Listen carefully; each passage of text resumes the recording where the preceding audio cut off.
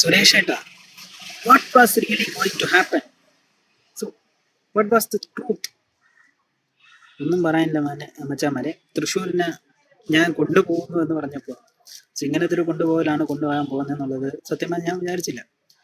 ഇപ്പൊ എല്ലാവർക്കും അറിയാം തൃശ്ശൂരിനെ കൊണ്ടുപോയതല്ല കട്ടുകൊണ്ട് പോയതാണെന്നുള്ളത്. സോ ഒരു സൂപ്പർ മീശമാധവനാണെന്നാണ് ഇപ്പോൾ സോഷ്യൽ മീഡിയയിൽ പറയുന്നത്. സോഷ്യൽ മീഡിയയിൽ പറയുന്ന കാര്യം വിട്ടോട്ടെ, നമ്മൾ യാഥാർത്ഥ്യത്തിൽ പറയുകയാണെങ്കിൽ ഒന്ന് ആലോചിച്ച് നോക്കാം. നമ്മുടെ സമൂഹം, നമ്മൾ കൊടുക്കുന്ന വോട്ട്, അതിന്റെ വില, അതൊക്കെ ഒന്നും ഇല്ലാതാക്കിയ ഒരു സിറ്റുവേഷൻസ് ആണ് ഇപ്പോൾ. സോ തൃശ്ശൂരിൽ തന്നെ ഒരു കുടുംബത്തിലെ വ്യാജ വോട്ട് വന്നു എന്ന് പറയുമ്പോൾ അവർ പോലും അറിയാതെ കുടുംബത്തിന്റെ അംഗങ്ങളുടെ രീതിയിൽ എന്തുമാത്രം ഭയങ്കര ഫ്രോഡ്നെസ് ആണ് ഇവിടെ നടക്കുന്നത്. ഇതിലൊക്കെ ആർക്കൊക്കെ എന്ത് പങ്കുണ്ടെന്നുള്ളതും. സോ സോറി ഗൈസ്, എനിക്ക് ഇത്രേ പറയാനുള്ളൂ. സോ കള്ള വോട്ട് ചെയ്തിട്ടുണ്ടെന്നുണ്ടെങ്കിൽ ഉറപ്പായിട്ടും നമ്മൾ ശിക്ഷ കൊടുക്കണം. കാരണം നമ്മുടെയൊക്കെ വിശ്വാസമല്ലേ അവർ തച്ച് ഉടയ്ക്കുന്നത്, നമ്മുടെയൊക്കെ പ്രതീക്ഷയല്ലേ തച്ചുടയ്ക്കുന്നത്. ഇനിയിപ്പം തലപതി വിജയം വരാൻ പോവാണ്. സോ അതിനെപ്പറ്റി നമുക്കെന്ത് പറയാനാണ്, പുള്ളിക്കാരൻ കള്ള വോട്ട് ചെയ്യില്ല എന്നാണ് എനിക്ക് തോന്നുന്നത്. തോറ്റാലും ജയിച്ചാലും നേർക്ക് നേർ.